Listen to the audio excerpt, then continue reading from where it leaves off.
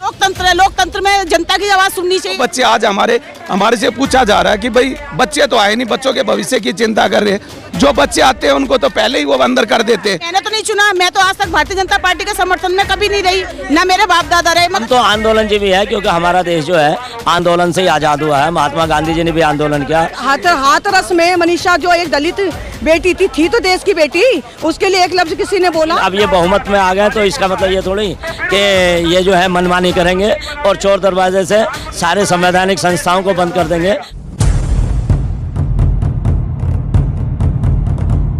लेकर आए वो किसानों के लिए लेकर आए। जब किसान उस बिल से खुश नहीं है तो क्यों मोदी जबरदस्ती उन पर बिल थोप रहे हैं?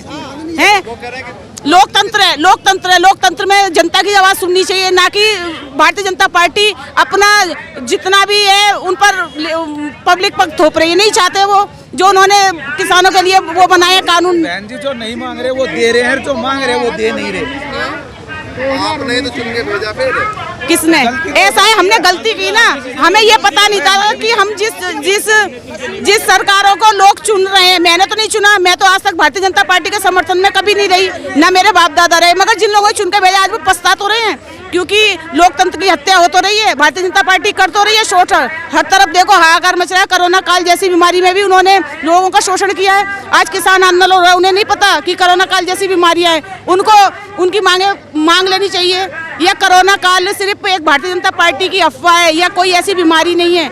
मुझे तो ऐसे ही लग रहा है खत्म हो जाती है। इस तरीके से किसान बैठे हैं, वो कह रहे हैं कि भाई वो तो विपक्ष के चाल है, सरकार का कहना है। सरकार के पास यही बहाना होता है। वैसे ये सरकार नारेबाज है, धोखेबाज है और जुमलेबाज और बातों की बनावटी है। एक तरफ आज आंदोलन जीवी कह रहे हैं मोदी जी, ये तो खुद एक परजीवी हैं जो दूसरे के खून पर जीवित रहते हैं। कोरोना का नाम लेते, ये खुद एक कोरोना है। बेटी बचाओ बेटी पढ़ाओ का नारा देते हैं। बेटी के साथ यूपी में देखो मोदी जी, वो योगी जी क्या कर रहे हैं। मनीषा के साथ वो दामनी के केस में जो उतना फंड आया वो आज तक कहीं लगाया है। ये हमारी प्रधानमंत्री जी की गलत मनुवादी नीति है। और बाबा साहब हमारा नहीं है, बाबा साहब पूरे देश का है। वो सिर्फ दो का विकास हो रहा है आजकल तो देखने में हमें, अडानी और अंबानी।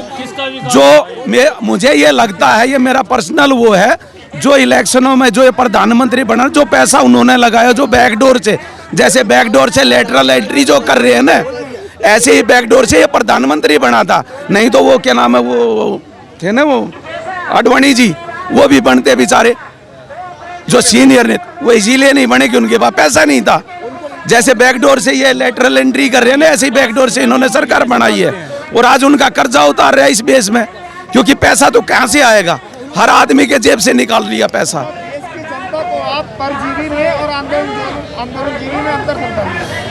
देश की जनता आंदोलन जीवी तो ये हमारे प्रधानमंत्री जी बताएंगे, क्योंकि ये बातें बड़ी लच्छेदार करते हैं, उदाहरण बड़े अलग अलग लेके आते हैं। जीवी और परजीवी, इसके नाते से मैं कहता हूँ वो परजीवी है, हम आंदोलन जीव। जीव माने इंसान, जीव और भी जीव है, वो कोई कोई योनियों में आते हैं। अब ये मनुष्य योनि में आके और एक परजीवी वाला काम कर रहे हैं, जो कि आम इंसान क्या चाहिए। आम इंसान को 2 वक्त की रोटी, शांति से जीना। हमारा देश आध्यात्मिक देश कहा जाता है, आज कहाँ अध्यात्म, कहाँ किसको शांति है? किसी को शांति हो सकती है ऐसे हालात में? उठा के जो बच्चे आज हमारे से पूछा जा रहा है कि भाई बच्चे तो आए नहीं, बच्चों के भविष्य की चिंता कर रहे हैं। जो बच्चे आते हैं उनको तो पहले ही वो अंदर कर देते हैं। अभी वो 22 साल की लड़की, अभी वो उठा के बंद कर दी। क्या यही देश को डंडोरा उठा रहे हैं? आप कह रहे हैं 2 वक्त की रोटी चाहिए, सरकार कह रही है किसान तो वैसे ही पिज्जा खा रहे हैं। पिज्जा खा रहे हैं, उनका दर्द क्यों हो रहा है? अपनी मेहनत की कमाई खा रहे हैं। अब उनको ये लग रहा है कि इनकी जो कमाई है ना, वो अडानी अंबानी के चले जाए, बाद में फिर इनके ऊपर शासन करना, इनके नाक में भी नकेल दे देनी है। जैसे बैल के नाक में नकेल दे देते हैं ना, ऐसे ये भी मर जाए लास्ट अंत तक।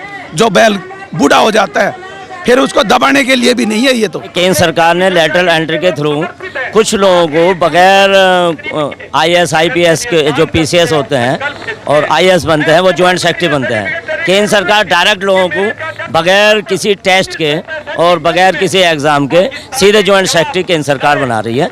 इसके विरोध में हमारा प्रोटेस्ट है कि सरकार चोर दरवाजे से ज्वाइंट सेक्रेटरी जैसे पदों पर अपने कुछ ऐसे लोग बिठा रहे हैं जो उनकी वफादारी निभाएंगे। तो उसके विरोध में हमारे प्रोटेस्ट है मिशन जय भीम के तहत। आप जो आंदोलन कर रहे हैं तो आंदोलन जी भी कहलाएंगे, मोदी जी कह रहे हैं आंदोलन।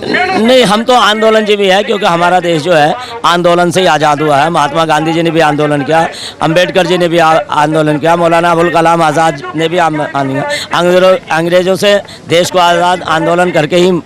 तो हम आंदोलनजीवी हैं, पर ये लोग तो परजीवी हैं जो दूसरों के उस पर जी रहे हैं और ये राज कर रहे हैं, जबकि राज का हक तो दलितों को है, अल्पसंख्यकों को है और जो ओबीसी के लोग हैं।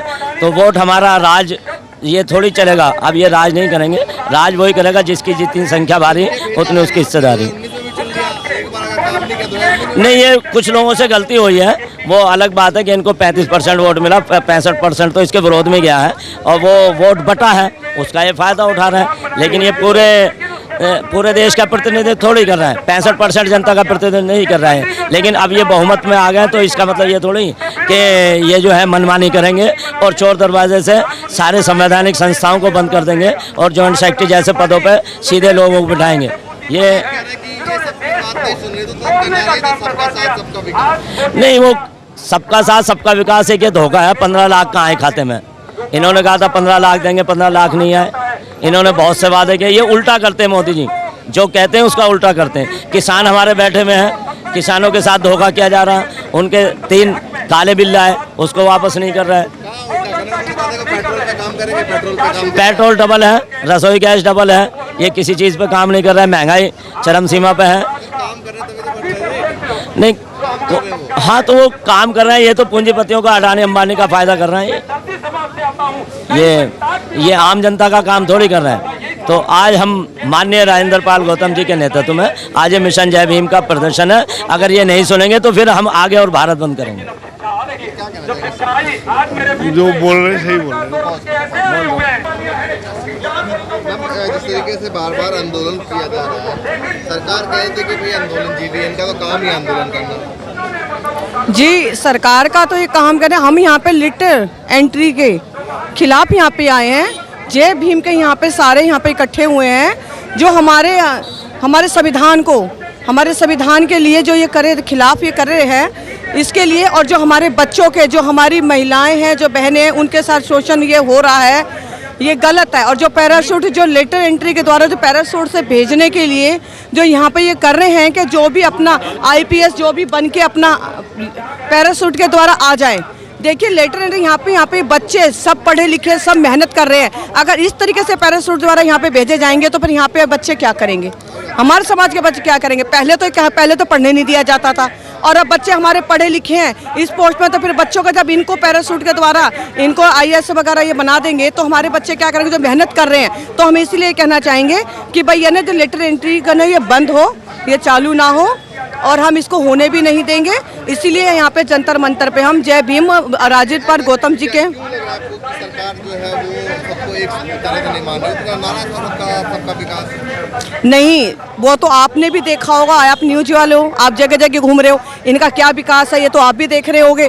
इन्होंने कोई विकास नहीं किया, बल्कि इनसे है ना, चाहे किसान भाई हो, चाहे बिजनेसमैन हो, चाहे प्रॉपर्टी डीलर हो, चाहे बच्चों, सभी परेशान है। इन्होंने परेशान करके रख रखा है जो जैसा चल रहा था। बल्कि अब ये देखिए ना, हमारे बाबा साहब जी संविधान बना के गए थे, तो बाबा साहब ने तो हमारे लिए, बच्चों के लिए, हमारे लिए अच्छा सोचा था ना। तो ये इस तरीके के हमारे बच्चों के खिलाफ आगे चल के हमारे बच्चों के खिलाफ जा सकते हैं। हाँ नहीं है, बच्चे आगे हैं सारे, ये बच्चे रहे, सारे रहे और हम सारे एक साथ हैं। लड़ रहे हैं ये हमारे जो बच्चे हैं, जो पढ़ते हैं, जो कोई स्कूल पढ़ रहे हैं, कॉलेज पढ़ रहे हैं, उनके भविष्य के लिए हम यहाँ पर आए हुए हैं कि उनको आगे हमारे जाने के बाद उनको ये सोचना पड़ेगा कि हमारे पेरेंट्स ने, हमारे अभिभावक ने हमारे पक्ष में आवाज़ नहीं उठाई। देखिए, मैं ये कहना चाहूँगी, हमारे बाबा साहब अम्बेडकर जी हमारे बुजुर्गों को ये दे के गए थे, उन्होंने हमें दिया और हम अपने बच्चों की लड़ाई लड़ रहे हैं कि आगे हमारे बच्चों को कोई दिक्कत ना हो और बच्चे हमारे को जो हमारे को मिलती रही है वो हमारी सुविधा मिले, आरक्षण वगैरह जो मिलता है मिलते रहे। कहाँ पर ऐसा कुछ देखा कि ऐसा कुछ गलत हो रहा है तो आप आवाज उठाने आइए, कहीं ऐसा कुछ हो रहा है क्या? जो हो तो रहा है, जब भी तो प्रदर्शन हो रहा है। ये लेटर एंट्री का जो अपनी किस लिए, इसीलिए तो है कि पैराशूट द्वारा लाइए और उतार दीजिए। हाँ, हाथरस में मनीषा जो एक दलित बेटी थी तो देश की बेटी, उसके लिए एक लफ्ज किसी ने बोला किसानों के लिए जो वहाँ पे सारे समाज के बैठे हैं। हमारे प्रधानमंत्री मोदी जी, किसी ने भी केंद्र सरकार ने एक बार भी आके बोला? वो अपने चुनाव में हर जगह मौजूद रहे, लेकिन वहाँ पे गए या किसी की बेटी के लिए जो उनके साथ बलात्कार वगैरह हो रहा है किसी के लिए बोला?